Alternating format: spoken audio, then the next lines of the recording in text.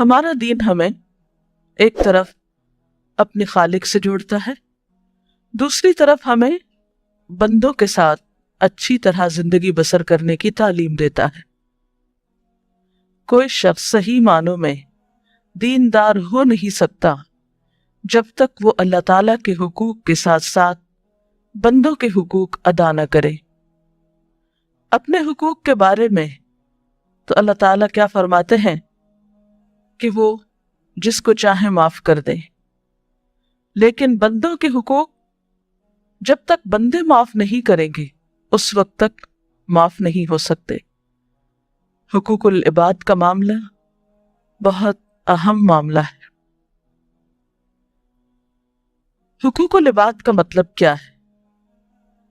بندوں کے حق دینا، اور بندوں میں سب سے پہلا اور بڑا حق والدین کا حق ہے۔ قرآن پاک میں اللہ سبحانہ تعالیٰ اپنے ساتھ ساتھ والدین کا شکر گزار ہونے کا حکم دیتے ہیں۔ ارشاد باری تعالیٰ ہے وَأَنِ اشْكُرْ لِي وَلِوَالِدَيْكَ، میرے شکر گزار ہو اور اپنے والدین کے۔ والدین کے ساتھ حسن سلوک کا بار بار حکم آیا ہے۔ قرآن پاک میں اللہ تعالیٰ فرماتے ہیں وَقَضَىٰ رَبُّكَ أَلَّا تَعْبُدُوا إِلَّا إِيَّاهُ وَبِالْوَالِدَيْنِ إِحْسَانًا، اور تیرے رب نے فیصلہ کر دیا کہ اس کے سوا کسی کی عبادت نہ کرو اور والدین کے ساتھ احسان کرو، اچھا سلوک کرو۔ ایک اور جگہ پر فرمایا وَوَصَّيْنَا الْإِنسَانَ بِوَالِدَيْهِ حُسْنًا، اور ہم نے انسان کو تاکیدی حکم دیا کہ وہ والدین کے ساتھ اچھا سلوک کرے۔ احسان کا لفظ حسن سے نکلا ہے، خوبصورت، عمدہ، اچھا۔ ایک حدیث میں آتا ہے، حضرت ابو امامہ روایت کرتے ہیں کہ ایک شخص نے نبی صلی اللہ علیہ وسلم سے پوچھا کہ یا رسول اللہ صلی اللہ علیہ وسلم، ماں باپ کا حق کیا ہے؟ یعنی اولاد پر ماں باپ کا کیا حق ہے؟ فرمایا دونوں تیری جنت اور تیری دوزخ ہے، یعنی اگر تم نے ان دونوں کے ساتھ اچھا سلوک کیا تو تم جنت کے مستحق ہوگے، اور اگر نہیں کیا تو پھر دوزخ تمہارا مقدر ہوگی۔ سوال یہ پیدا ہوتا ہے کہ والدین کے ساتھ احسان یا حسن سلوک کس طرح کیا جائے، اور اس میں کیا کیا چیزیں شامل ہیں تاکہ ہم اپنے والدین کا حق صحیح طور پر ادا کر سکیں۔ سب سے پہلی بات تو یہ ہے کہ ہمیں والدین کے لیے شکر گزاری کے جذبات رکھنے چاہیے، جیسا کہ ارشاد باری تعالیٰ ہے اَنِ اشْكُرْ لِي وَلِوَالِدَيْكَ، اور شکر گزاری کا مطلب کیا ہے کہ انسان والدین کے لیے دل میں محبت کے جذبات رکھے، قدردانی کے جذبات رکھے، ان کے احسانات پر زبان سے بھی شکر ادا کرے اور پھر جواباً ان کی اطاعت بھی کرے۔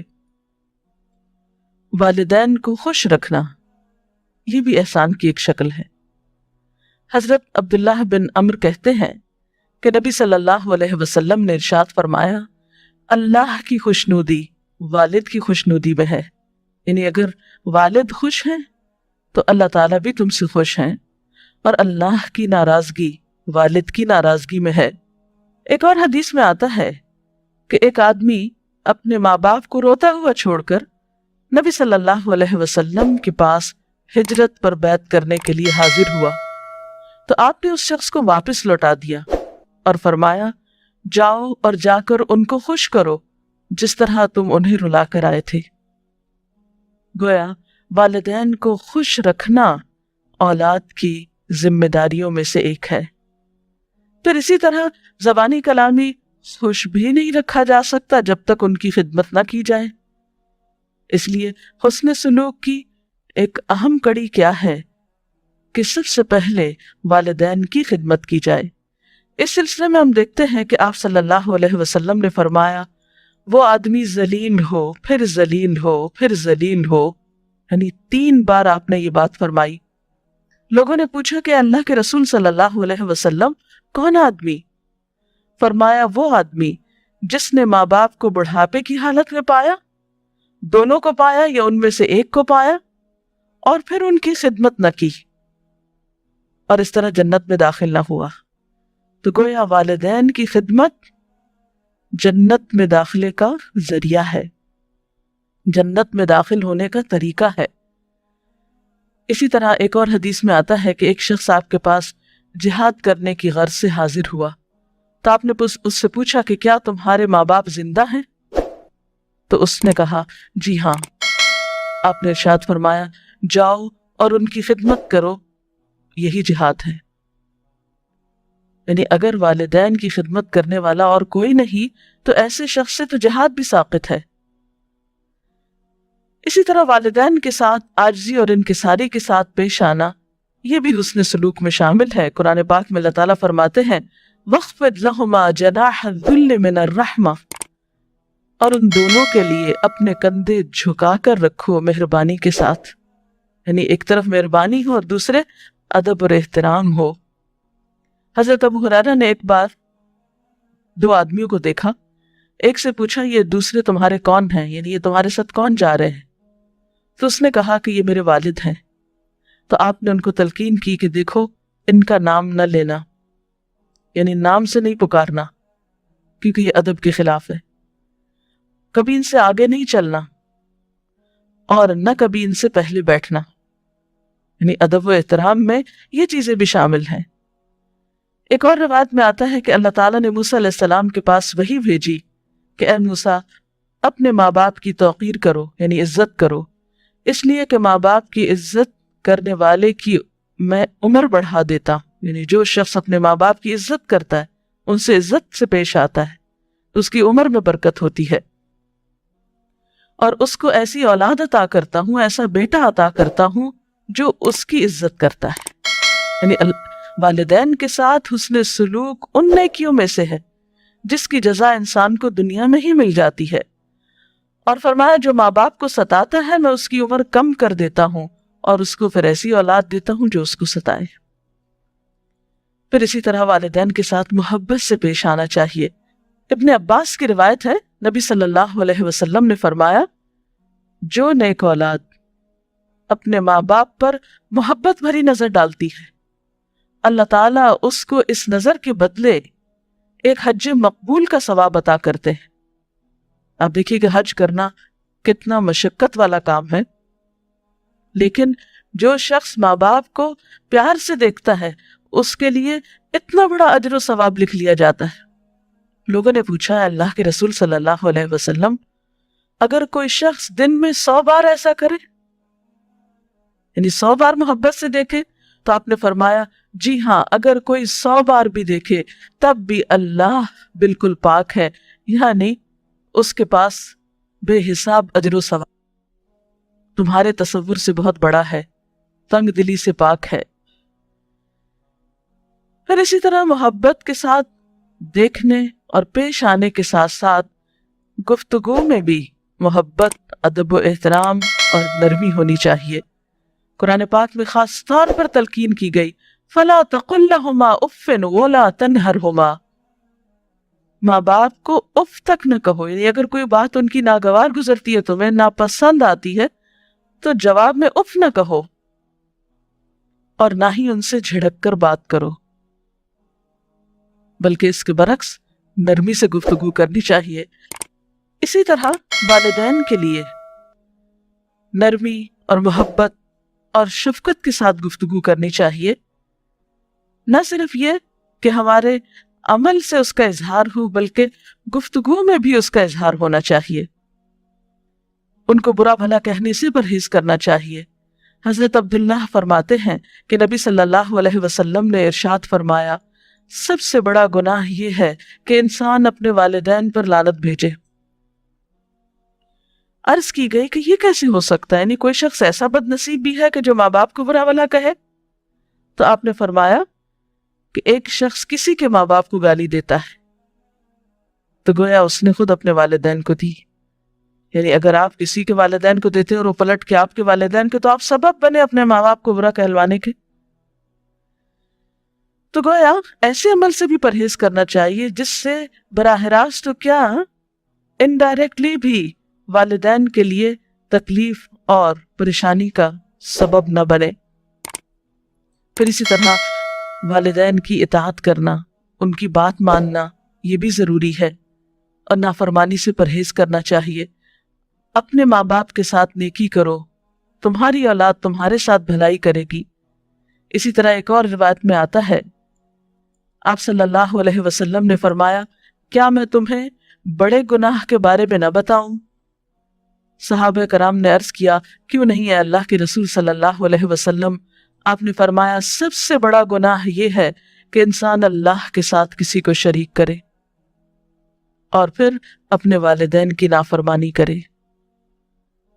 اس وقت آپ صلی اللہ علیہ وسلم تکیہ لگائے ہوئے تھے، ٹیک لگا کے بیٹھے تھے۔ آپ نے تکیہ چھوڑ دیا اور فرمانے لگے، اور جھوٹ بولنا، جھوٹی گواہی دینا، سن لو، جھوٹ بولنا، جھوٹی گواہی دینا۔ اور آپ برابر یہی کہتے رہے، یہاں تک کہ ہم نے خواہش کی کہ کاش آپ خاموش ہو جائیں۔ پھر اسی طرح یہ ہے کہ انسان اگر والدین کی نافرمانی کرتا ہے تو اس نافرمانی کی سزا انسان کو دنیا میں بھی ملتی ہے۔ پھر اسی طرح یہ ہے کہ ہمیں والدین کی ضروریات کا بھی خیال رکھنا چاہیے، یعنی صرف زبانی اچھی باتیں کرنا یا وقتی طور پر کوئی خدمت کر دینا کافی نہیں، بلکہ اس چیز پر بھی نظر رکھنی چاہیے کہ وہ کس کس چیز کے ضرورت مند ہیں، اور خصوصاً بڑھاپے میں۔ قرآن پاک میں اللہ سبحانہ وتعالیٰ فرماتے ہیں، یسألونک ماذا ینفقون، لوگ آپ سے پوچھتے ہیں کہ وہ کیا خرچ کریں۔ قل ما انفقتم من خیر فللوالدین، ان سے کہہ دیجئے کہ جو بھی تم مال میں سے خرچ کرو تو والدین کے لیے، یعنی پہلا حق انسانوں میں سے والدین کا ہے، والاقربین، اور رشتہ داروں پہ خرچ کرو، والیتامی والمساکین، اور یتیموں اور مسکینوں پہ خرچ کرو، وابن السبیل، اور مسافروں پہ خرچ کرو۔ تو گویا انسان کے مال کے سب سے زیادہ حقدار اس کے والدین ہیں۔ ایک بار ایک شخص نبی صلی اللہ علیہ وسلم کے پاس آیا اور اپنے باپ کی شکایت کرنے لگا کہ وہ جب چاہتے ہیں میرا مال لے لیتے ہیں۔ آپ نے اس آدمی کو بلایا کہ تم اپنے بچے کا مال کیوں لیتے ہو؟ ایک بوڑھا آدمی لاٹھی ٹیکتا ہوا آپ صلی اللہ علیہ وسلم کے پاس حاضر ہوا اور کہنے لگا، اے اللہ کے رسول صلی اللہ علیہ وسلم، ایک زمانہ تھا کہ یہ کمزور اور بے بس تھا، مجھ میں طاقت تھی، میں مالدار تھا، اور یہ خالی ہاتھ تھا۔ میں نے کبھی اس کو اپنی کوئی چیز لینے سے روکا نہیں۔ آج میں کمزور ہوں، خالی ہاتھ ہوں، یہ مالدار ہے، قوی ہے، اور یہ اپنا مال مجھ سے بچا بچا کے رکھتا ہے۔ اور یہ ایک حقیقت ہے کہ والدین تو خوشی سے اولاد پہ خرچ کرتے ہیں، اور اگر زندگی میں کبھی اولاد کو والدین پہ خرچ کرنا پڑے تو دل تنگ ہونے لگتے ہیں۔ نہیں، والدین کے لیے دل تنگ نہ رکھیے، بلکہ اپنے مال پر اپنی ذات سے زیادہ ان کا حق سمجھیے۔ اور آخری بات یہ کہ انہیں اپنی دعاؤں میں یاد رکھیے۔ والدین کے لیے دعا تو اللہ تعالیٰ نے خود سکھائی ہے، وَقُلْ رَبِّ ارْحَمْهُمَا كَمَا رَبَّيَانِي صَغِيرًا، اور آپ کہیے کہ اے پروردگار، ان دونوں پر رحم فرما جس طرح انہوں نے مجھے بچپن میں پالا ہے جبکہ میں چھوٹا تھا۔ تو اللہ تعالیٰ سے دعا ہے کہ وہ ہمیں والدین کا حق ادا کرنے کی توفیق عطا فرمائے۔ اس سلسلے میں اگر آپ کے کچھ سوالات ہوں تو آپ مزید پوچھ سکتے ہیں۔ والدین کے درجے میں اور کون لوگ آتے ہیں؟ والدین کے درجے میں استاد آتے ہیں جو انسان کے روحانی والدین ہوتے ہیں۔ اسی طرح شادی کے بعد ساس سسر بھی والدین کے درجے میں ہوتے ہیں۔ اسی طرح خالہ کو ماں کی جگہ پر بتایا گیا ہے۔ کچھ اور روایات سے بھی پتہ چلتا ہے کہ والدین کی زندگی کے بعد والدین کے دوستوں کے ساتھ اچھا سلوک کرنا وہ بھی اللہ تعالیٰ کو راضی کرتا ہے۔ کیا ان سب لوگوں کو دیکھنے سے بھی حج مقبول کا ثواب ملتا ہے، یا ان کا درجہ والدین سے ایک درجہ کم ہے؟ بات یہ ہے کہ وہ تو اصل والدین ہی کے لیے حدیث میں آیا ہے، لیکن ان کے ساتھ حسن سلوک بھی اجر و ثواب کا باعث ہے۔ اگر والدین اولاد کو دین سے ہٹ کر کسی بات کا حکم دیں تو پھر ان کے ساتھ کیا رویہ رکھنا چاہیے؟ اب دیکھیے کہ اللہ تعالیٰ کا حق تو بہرحال تمام انسانوں کے حقوق سے بڑا ہے، کیونکہ جتنے احسانات ہم پر اللہ سبحانہ و تعالیٰ کے ہیں کسی اور کے نہیں ہیں۔ قرآن پاک میں اللہ تعالیٰ فرماتے ہیں وَوَصَّيْنَا الْإِنسَانَ بِوَالِدَيْهِ حُسْنًا وَإِنْ جَاهَدَاكَ عَلَىٰ أَن تُشْرِكَ بِي مَا لَيْسَ لَكَ بِهِ عِلْمٌ فَلَا تُطِعْهُمَا۔ ہم نے انسان کو ماں باپ کے ساتھ بھلائی کرنے کی وصیت کی تھی، اگر تیرے ماں باپ تجھے میرے ساتھ شریک کرنے کو کہیں تو ہرگز ان کی بات نہ مان۔ کیوں؟ اس لیے کہ اللہ تعالیٰ کا حق ماں باپ کے حق سے بڑا ہے۔ مخلوق کی اطاعت اسی وقت ہوگی جب کہ وہ اللہ کی فرما برداری میں ہو، نافرمانی میں نہ ہو۔ ماں اور باپ دونوں میں سے سب سے زیادہ حق کس کا ہے؟ دونوں کا ہی حق بہت ہے، لیکن والدین میں سے خصوصی طور پر ماں کا حق زیادہ بتایا گیا ہے۔ قرآن پاک میں اللہ تعالیٰ فرماتے ہیں وَوَصَّيْنَا الْإِنسَانَ بِوَالِدَيْهِ إِحْسَانًا حَمَلَتْهُ أُمُّهُ كُرْهًا وَوَضَعَتْهُ كُرْهًا۔ ہم نے انسان کو ہدایت کی کہ والدین کے ساتھ اچھا سلوک کرے۔ اس کی ماں نے مشقت اٹھا کر اسے پیٹ میں رکھا اور مشقت اٹھا کر اس کو جنم دیا۔ حضرت عیسیٰ علیہ السلام کے بارے میں آتا ہے وَبَرًّا بِوَالِدَتِي وَلَمْ يَجْعَلْنِی جَبَّارًا شَقِیًّا۔ ایک شخص آپ کے پاس آتا ہے اور پوچھتا ہے مجھ پر سب سے زیادہ حق کس کا ہے؟ فرمایا تیری والدہ کا۔ وہ پھر پوچھتا ہے، آپ نے فرمایا تیری والدہ کا۔ تیسری بار پوچھتا ہے تو آپ فرماتے ہیں تیری والدہ کا۔ جب چوتھی بار وہ یہی سوال دہراتا ہے تو آپ نے فرمایا تیرے والد کا۔ تو اس سے پتہ چلتا ہے کہ ماں کی چونکہ قربانی زیادہ ہوتی ہے، اس لیے ماں کے جذبات کا خیال رکھنا زیادہ توجہ کا تقاضا کرتا ہے۔ اگرچہ والد کی نافرمانی کی بھی اجازت نہیں ہے، لیکن ماں چونکہ اولاد کے ساتھ ایک خاص قسم کی محبت اور شفقت اور ممتا رکھتی ہے، تو جب وہ ہرٹ ہوتی ہے تو اس سے اس کو تکلیف بہت پہنچتی ہے، اس لیے خصوصی طور پر اس کا خیال رکھنے کا حکم دیا گیا۔ میڈم میں یہ پوچھنا چاہ رہی تھی کہ والدین کی کوئی پرانی غلطی ہو جس کا اب ہم کو جیسے پڑھ کے قرآن احساس ہوا ہے، تو اب ہم ان کو کس طرح احساس دلائیں تاکہ وہ توبہ کر لیں اس عمل سے اپنے، اور ہم سمجھ بھی رہے کہ اس کی پریشانیاں ان کے آگے آ رہی ہیں۔ ان کو آسان طریقے سے آپ سمجھا سکتے ہیں، ان کو بتا سکتے ہیں۔ میڈم کیا سوتیلے والدین کے حقوق بھی سگے والدین کے برابر ہیں؟ جی ہاں، سوتیلے والدین بھی والدین ہوتے ہیں اور ان کو بھی والدین ہی کی طرح مقام دینا چاہیے۔ آپ صلی اللہ علیہ وسلم کی طریقے میں ہم دیکھتے ہیں کہ آپ کے اپنے والدین، آپ کے والد تو آپ کی پیدائش سے پہلے ہی دنیا سے رخصت ہو چکے تھے، آپ کی والدہ بھی 6 سال کی عمر میں رخصت ہو گئی۔ تو جن خواتین نے آپ کو دودھ پلایا تھا، بچپن میں پالا تھا، آپ ان کے ساتھ بہت اچھا سلوک کیا کرتے تھے۔ مثال کے طور پر ہم دیکھتے ہیں کہ حضرت ام ایمن، جنہوں نے آپ کی والدہ کے بعد آپ کی کیئر کی اور آپ کو ابوا سے مکہ لے کر آئیں، جب آپ ان کو دیکھتے تھے تو ان کو کہتے تھے یہ میری ماں کے بعد میری ماں ہے۔ اسی طرح ایک اور موقع پر آپ گوشت تقسیم کر رہے تھے کہ اتنے میں ایک بوڑھی خاتون آئیں، آپ نے اپنی چادر بچھائی اور اپنا کام چھوڑ کر ان کو ویلکم کیا۔ تو لوگوں نے پوچھا کہ یہ کون خاتون ہے جن کو آپ اتنی عزت دے رہے ہیں؟ تو بتایا گیا کہ یہ آپ کی رضائی ماں ہے۔ تو بات یہ ہے کہ والدین چاہے حقیقی ہوں یا سوتیلے ہوں یا رضائی ہوں، ان سب کے ساتھ حسن سلوک ہم سب پر لازم ہے، جہاں جہاں بھی موقع ہو۔ محترم استاذہ، اگر والدین کسی کے انتقال کر گئے ہوں اور انہوں نے ان کے ساتھ کوئی بدسلوکی یا اذیت دی ہو تو پھر کیا کریں ان کے لیے؟ والدین کا حق صرف ان کی زندگی تک نہیں ہوتا، ان کی وفات کے بعد بھی ان کی اولاد پر رہتا ہے۔ والدین کی وفات کے بعد ان کے لیے نماز جنازہ پڑھنا، مسلسل ان کے لیے دعائے استغفار کرنا، یعنی ان کی بخشش کی دعا کرنا، اگر کوئی وعدہ انہوں نے کیا ہو اسے پورا کرنا، کوئی نظر مانی ہو اسے ادا کرنا، ان کے دوستوں کا احترام کرنا، ان کے رشتہ داروں کا خیال رکھنا، یہ سب کچھ اولاد کے ذمہ آتا ہے۔ اسی طرح بعض اوقات ایسا ہوتا ہے کہ انسان سے والدین کے حق میں نافرمانی ہو جاتی ہے، پھر اگر وہ فوت ہو جائیں، بعد میں کبھی احساس ہونے لگتا ہے تو پھر انسان بے حد نادم ہوتا ہے۔ تو ایسی صورت میں پھر وہ کیا کرے اس صورت میں اسے والدین کے لیے کثرت سے دعا کرنی چاہیے، ان کی طرف سے صدقہ خیرات کرنا چاہیے،